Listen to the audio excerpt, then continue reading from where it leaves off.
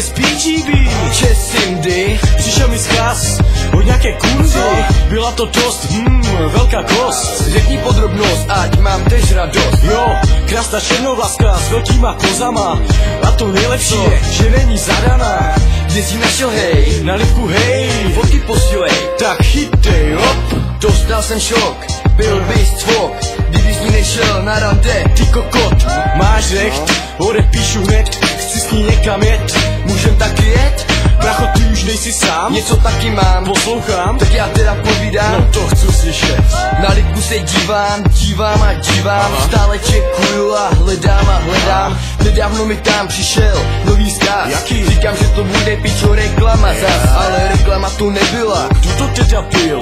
To, o čem jsem snil, když jsem se jí zalíbil. Fakt? Už je to tak. Můžeš mi ji popsat? Znáš to, ne? Stýde tancuje, moc se nemaluje, tělem okouřuje, do mě se zamiluje. Čus Milo,